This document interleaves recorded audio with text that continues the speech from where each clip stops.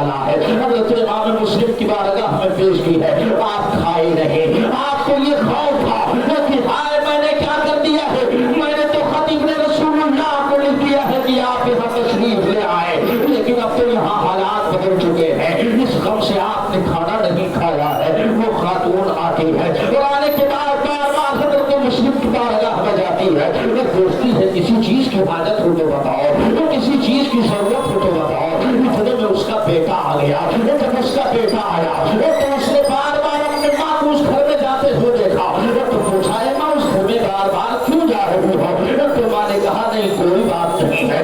بار بار جب اس نے اصرار کیا تو ان کی ماں نے کہا اے میرے بیٹے، ایک اولاد پیغمبر آئے ہوئے جن کا نام مسلم بن عقیل ہے، میں نے ان کو اپنے گھر میں پناہ دے رکھی ہے، اور ایک تاریخ یہ بتا رہی ہے کہ حضرت مسلم بن عقیل رضی اللہ تعالیٰ عنہ حضرت مسلم بن اوسجا کے گھر آرام فرما ہے۔ حضرت مسلم بن اوسجا وہ صحابی رسول ہے، حضرت مسلم بن اوسجا ہے دمشق کی جامع مسجد سے لے کر کے اور کوفہ کی جامع مسجد میں اس قدر عبادت گزار ہے کہ جب معقل کو بھیجا تھا ابن زیاد نے کہ مسلم کا پتہ لگاؤ مسلم کہاں ہے، تو اس نے غلامی شکل میں آ کر کے حضرت مسلم بن اوسجا سے کہا تھا کہ میں شام سے آیا ہوں اور میں ایک تاجر ہوں، میرے پاس 3000 درہم ہے، یہ 3000 درہم میں چاہتا ہوں کہ آئے رکوعت کی بارگاہ میں ہدیہ پیش کرو۔ چنانچہ حضرت مسلم بن اوسجا کہتے ہیں کہ تم نے اتنے لوگوں میں مجھے ہی منتخب کیوں کیا؟ تو اس نے کہا مجھے آپ کے چہرے کو دیکھ کر ایسا محسوس ہوتا ہے کہ آپ عالم بزرگ کے غلام ہیں، آپ اولاد رسول کے غلام ہیں، اس لیے میں نے آپ سے پوچھا ہے۔ چنانچہ حضرت مسلم بن اوسجا ہے میرے آقا امام مسلم کو لکھ پاس لے کر کے اس غلام کو جاتے ہیں، اور غلام جب پہنچتا ہے تو بڑی عقیدت سے ملتا ہے اور ہاتھ اور پیروں کا بوسہ لیتا ہے، اور بوسہ لینے کے بعد 3000 درہم حضرت مسلم بن عقیل کی گود میں ڈال دیتا ہے اور کہتا ہے میں ملک شام سے آیا ہوں، میرا فلاں نام ہے، میں آپ کا وفادار ہوں، آپ کی تعریف حضرت فاطمہ الزہرا کا غلام ہوں، اتنا کہتا تھا۔ حضرت مسلم بن اوسجا سمجھ رہے تھے کہ ہم نے صحیح نشان کا انتخاب کیا ہے، مگر تقدیر کچھ اور تھی، مرضی مولا کچھ اور تھا۔ وہ باقی روز آتا صبح اور شام کو واپس چلا جاتا، جو باتیں ہوتی وہ جا کر کے ابن زیاد کو بتاتا۔ چنانچہ حضرت نعمان بن بشیر کے بعد حضرت مسلم بن اوسجا ہے اور ایک اور نامی شخص ہے جن کے گھر حضرت امام مسلم نے پناہ دے رکھی ہے، وہ بھی ابن زیاد کا خاص دوست تھا۔ جب انہیں بلایا گیا تو ابن زیاد نے کہا کہ میں نے سنا ہے تم نے مسلم کو پناہ دے رکھی ہے، تو آپ نے انکار کر دیا۔ نہیں میں نے تو پناہ نہیں دی ہے۔ تو اس نے کہا مجھے سارا علم ہے تم نے یقیناً انہیں پناہ دی ہے، مگر آپ انکار کرتے رہے۔ لیکن جب معقل غلام آیا اور جب اس نے دیکھا تو حضرت مسلم بن اوسجا چکے میں پڑ گئے، ہاں یہ میں نے کیا کر دیا، یہ تو مصطفیٰ جان رحمت کے اہل بیت کا غدار ہے۔ جب اس غلام کو دیکھا حضرت مسلم بن اوسجا نے تو پھر آپ اپنی انگلیوں کو دانت تلے دبا لیتے ہیں اور افسوس کرتے ہائے میں تو دھوکا کھا گیا، اب ان کے پاس کوئی کچھ باقی نہ رہا۔ حضرت مسلم بن اوسجا کہتے ہیں ابن زیاد تو مجھے کچھ مہلت دے دے، کچھ وقت دے دے تاکہ میں جا کر اپنے گھر سے انہیں نکال دو اور انہیں کہہ دو کہ آپ یہاں پناہ نہ لیں۔ چنانچہ ابن زیاد نے اجازت نہیں دی ہے، حضرت مسلم بن اوسجا پر اپنے ڈنڈوں سے مارنا شروع کر دیا ہے، ڈنڈوں سے مارنا شروع کیا ہے۔ تاریخ بتاتی ہے یہ کس میں پھٹ جاتا ہے اور سب سے کھول کے پھگوانے نکلتے ہیں۔ حضرت سیدنا حضرت مسلم بن عقیل کی محبت ہے، حضرت مسلم بن اوسجا ابن زیاد سے کہتے ہیں ابن زیاد تجھے شرم نہ کر، اگر تجھے شرم کرے گا تو قریب تیری ہلاکت ہوگی، تیری بربادی ہوگی۔ چنانچہ حضرت مسلم بن اوسجا کو اس نے گرفتار کر لیا ہے، حلہ مچ گیا کہ اسے تو قتل کر دیا گیا ہے۔ چنانچہ بنو حجاج کے تمام لوگ آ گئے اور تمام لوگوں نے گورنر ہاؤس کا گھیراؤ کر لیا۔ وہ خبر یہ ملی ہے کہ ہمارے سردار کو قتل کر دیا گیا ہے، وہ تو دو شخص کو بلایا گیا اور کہا گیا نہیں وہ زندہ ہے۔ وہ دونوں جب اندر گئے تو دیکھا حقیقت میں وہ زندہ تھے مگر وہ زخمی تھے۔ ان کے ساتھ محمد بن اشعث آیا، اس لیے پوری بات وہ لوگوں کو بتا نہ سکے۔ جو محبین اہل بیت बैठ के सारे लोग वापस अपने घर चले गए। अभी हजरत अमीर मां हजरत मुस्लिम बिन अकील रज़ी अल्लाह ताला अन्हु है, आपकी खबर तक पहुंच जाती है कि इब्ने ज़ियाद ने 10 सिपाहियों के साथ मोहम्मद बिन अशअस को भेजा है। और बाद रिवायतों में आता है कि 300 सिपाही मोहम्मद बिन अशअस की मायत में हजरत काजी शुरैह के घर का घेराव कर लेते हैं। अल्लाह अकबर। हजरत मुस्लिम बिन अकील रज़ी अल्लाह ताला अन्हु को एक फर्क लगती है कि लगता है जालिमों ने मेरा पता लगा लिया है, लगता है जालिमों ने मेरा पता लगा लिया है, चुनांचे आपने अपनी तलवार निकाली है।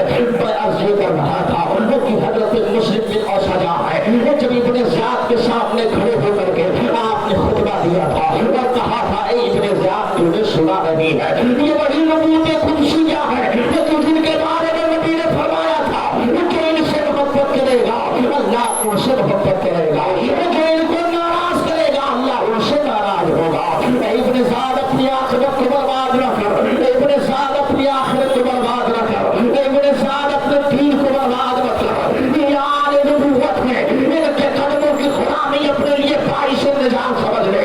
अगर तुमने इनसे नफरत की, अगर तुमने इनके खिलाफ शुरू तशद्दुद किया तो याद रखना ये क़यामत तक तेरा नाम बुराइयों के साथ लिया जाएगा।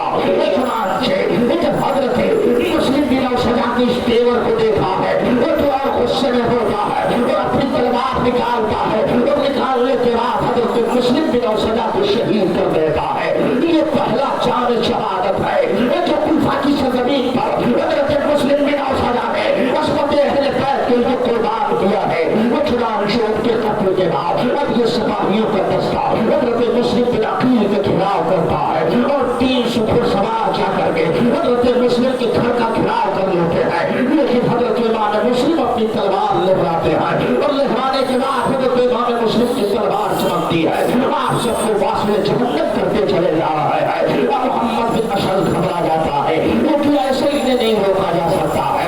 यकीनन ये उस नबूवत और रसालत के खानदान से ताल्लुक रखते हैं जिनका मकाम ये है। अली का घर भी क्या घर है, अली के घर का एक बच्चा जहाँ देखो वही शेर खुदा मालूम होता है। हरे अली लेकर के, हरे हुसैन लेकर के, अबू बकर की जमानत लेकर के, फारूक की शहादत लेकर के, अली की बहादुरी लेकर के तलवार चमकती है। हजरत मुस्लिम बिन अकील यजीदियों को वासिल जहन्नम कर रहे हैं।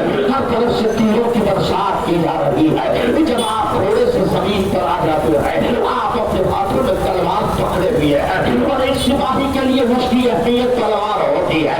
जब तक उसके हाथ में तलवार है वो जितना ही सिपाही होता है अगर वो कम सख्त हो जाए मगर जब तक उसके हाथ में तलवार होती है अपने वक्त का बहादुर होता है, अपने वक्त का ताकतवर होता है। वो चुनांचे मोहम्मद बिन अशअस ने कहा मुस्लिम बिन अकील का तुम्हें अमान देता हो, अब मैं तुम्हें कुछ नहीं कहूँगा, यकीनन तुम अपनी तलवार रोक दो। चुनांचे हजरत मुस्लिम बिन अकील ने तलवार रोक दी।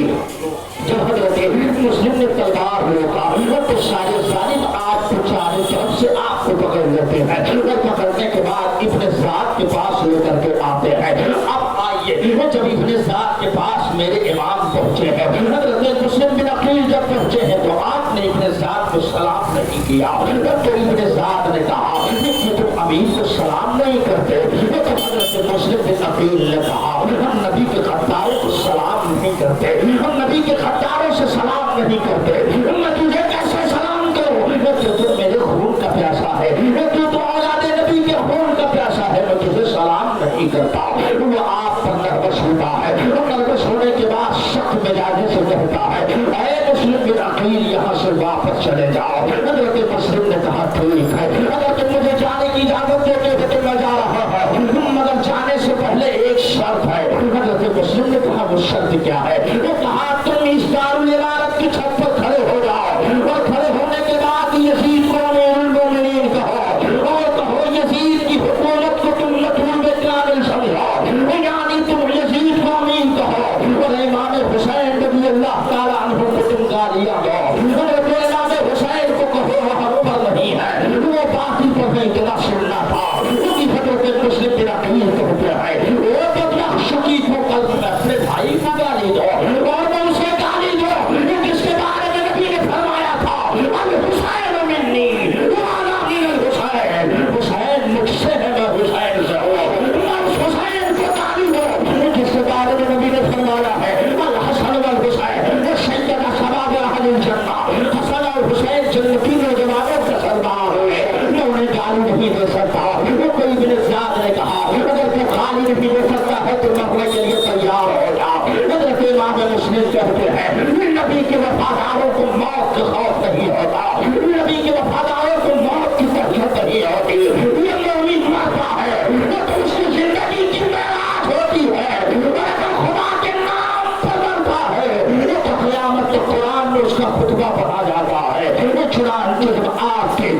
इस इस्तिक़लाल को देखा है और आपकी इस यकीन को देखा है कि इतने साथ लर्जा हो जाता है और अपने सिपाही को बुलाता है और कहता है इसे ले जाओ और दारुल इमारत की छत से गिरावे चुनाचे मोहम्मद बिन असास आता है और आने के बाद आपके हाथों को पकड़ता है और दारुल इमारत की छत पर लेकर के जाता है। आप कहते हैं मोहम्मद बिन असास सुन मेरी तुझसे 3 वसीयतें हैं। एक वसीयत ये है कि जब मैं मक्का से आया था तो मैंने एक शख्स से 3000 दिरहम उधार लिए थे, वो 3000 दिरहम लेके उसे दे देना। और मेरी एक तमन्ना ये है कि तू एक खत लिख दे और हुसैन इब्न अली को ये पैगाम भेज दे कि अब कुफा के हालात बदल चुके हैं, अब कुफा के माहौल बदल चुके हैं, अब कुफा का दस्तूर बदल चुका है, अब कुफा का ज़ाब्ता बदल चुका है। इसलिए पिछले लोगों ने कसम खाई थी इब्न रसूलुल्लाह, हम आपके साथ कदम से कदम मिलाकर खड़े हो गए, हम आपके लिए जान देने के लिए तैयार हो गए, मगर सबों ने मुझे धोखा दे दिया है। सब ने मेरे साथ में इंसाफी की है, ये खबर के हुसैन को दे दे ताकि हुसैन वापस चले जाए। चुनांचे एक वसीयत और थी कि जब मैं मर जाऊंगा तो मेरी लाश को सही तरीके से दफन कर देना।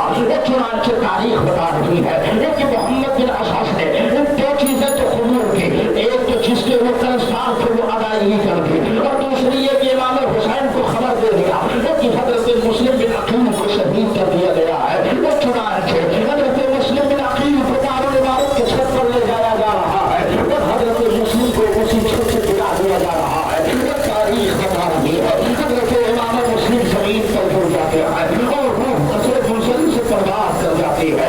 आले नबूवत का जो पहला चिराग है जो वफाती ज़मीन पर पहुंच गया है, हजरत इमाम मुस्लिम की रूह निकलती है और दुनिया से आजाद होकर के जन्नत की आसाइशों में आराम कर रहे हैं। इन्ना लिल्लाहि व इन्ना इलैहि राजिऊन। अभी मेरे इमाम खाने काबा की ज़ियारत करके निकल रहे हैं और मकाम ज़बरूत में पहुंचते हैं। मकाम ज़बरूत पर पहुंचने के बाद एक कासिद भागता हुआ आता है और आने के बाद उसने खबर दी है जब आप मकाम सलाह पर पहुंचे हैं, मकाम सलाह ये करबला और मक्का के दरमियान की एक जगह है। जब आप वहाँ पहुंचते हैं तो फिर आपको खबर होती है कि आपके भाई हजरत मुस्लिम बिन अकील को शहीद कर दिया गया है।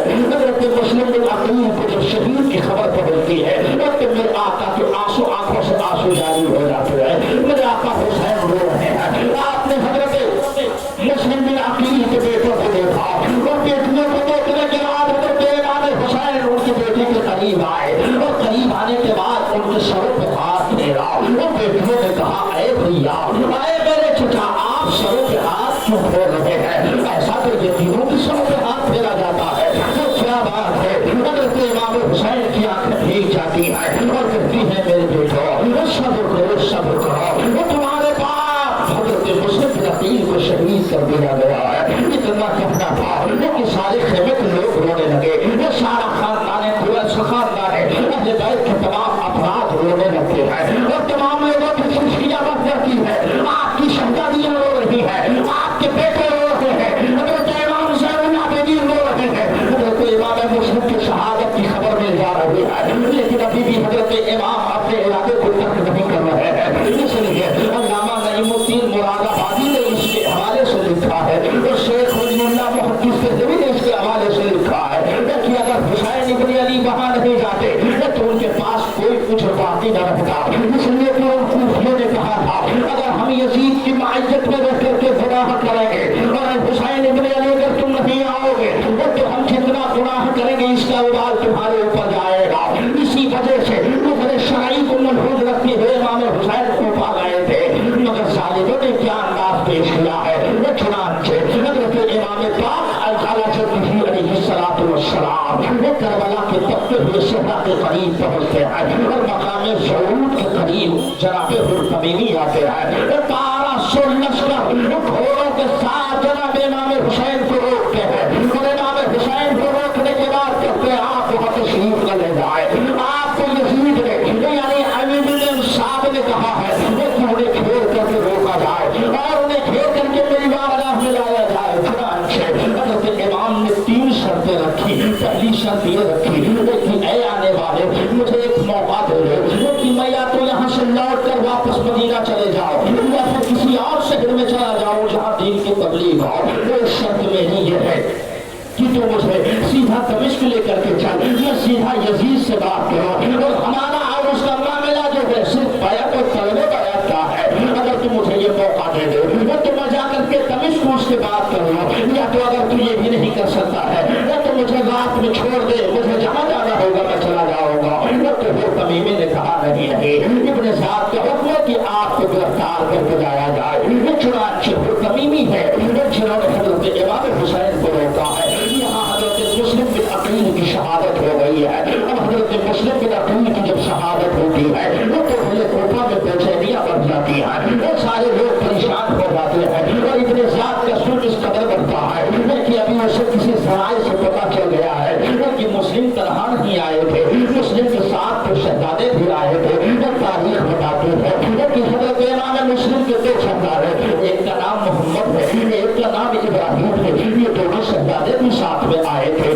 چنانچہ اب ابن سعد نے کہا جو ان کے بچوں کو پکڑ کر لائے گا اسے 10,000 درہم دینار دیے جائیں گے، جو ان کے شہزادوں کو پکڑ کر لائے گا انہیں 100 اونٹنا ساز و سامان انعام میں دیا جائے گا۔ چنانچہ سارے یزیدی کتے حضرت مسلم بن عقیل کے دونوں شہزادوں کی طرح سے چشمے میں آپ پورے خدا کو چھان مارتے ہیں، مگر آپ کے شہزادوں کا پتہ نہیں ہے۔ حضرت مسلم بن اوسجا کے بعد ایک قاضی شریف جن کا نام تاریخ میں بتایا جاتا ہے، وہ قاضی شریف یہ وہی پہلے بیٹھے آپ کو حضرت امام مسلم نے اپنے دونوں شہزادوں کو ان کے حوالے کر دیا تھا اور کہا تھا اگر میرے ساتھ کوئی ناگہانی معاملہ پیش آئے گا تو میرے بیٹوں کو واپس مدینہ بھیج دینا، میرے بیٹوں کو واپس مکہ بھیج دینا۔ چنانچہ قاضی شریف ان بچوں کو لیتے ہیں اور لینے کے بعد ان سے پیار کرتے ہیں اور چند ہی دن گزرے تھے کہ قاضی شریف کو خبر ہو جاتی ہے کہ حضرت مسلم بن عقیل کو شہید کر دیا گیا ہے۔ چنانچہ جناب قاضی شریف آتے ہیں اور آنے کے بعد دونوں بچوں کو سینے سے لگا لیتے ہیں، آنکھوں سے اشک جاری ہے۔ بیٹوں نے پوچھا اے محترم آپ رو کیوں رہے ہو، آپ کی آنکھوں سے آنسوؤں کے سیلاب کیوں ہے؟ ابھی تو 2-3 دن آپ محبت سے بات کر رہے تھے، آپ کے چہرے پر مسکراہٹ تھی، مگر آج آپ کی آنکھوں سے آنسو گر رہے ہیں، کیا کوئی بات ہے ہمیں بتا دیجیے۔ حضرت قاضی شریف کہتے ہیں اے میرے بیٹے تم ابھی چھوٹے چھوٹے ہو، اگر تمہیں تمہارے باپ کی خبر دوں گا تو تم نروس ہو جاؤ گے، اگر تمہیں تمہارے باپ کی خبر دوں گا کہ تم یتیم ہو گئے ہو تو تمہارے آنکھوں سے بھی آنسو نکلنے لگیں گے۔ چنانچہ قاضی شریف اپنے آپ پر قابو نہ کر سکے اور بچوں کی پیشانی کو چوما اور بچوں کی پیشانی کو چومنے کے بعد بچوں کے سروں پہ ہاتھ پھیرا اور بچوں نے کہا اے محترم اس طرح کے یتیموں کے سروں پہ ہاتھ پھیرا جاتا ہے، لیکن میں یتیم تو نہیں ہو گیا، اتنا کہنا تھا۔ حضرت مسلم بن اوسجا کے دونوں بچے، حضرت مسلم بن عقیل کے دونوں بچوں نے جب سوال کیا ہے تو قاضی شریف کی آنکھیں بھیگ جاتی ہے، وہ کہتے ہیں ہاں بیٹا وہ تم یتیم ہو گئے ہو، ہاں بیٹا تمہارے باپ کو شہید کر دیا گیا ہے، اتنا سننا تھا۔ وہ دونوں بچے رو رہے ہیں آئے کربلا کی تاریخ ہمیں کیا بتاتی ہے۔ آج کچھ لوگ کہتے ہیں یہ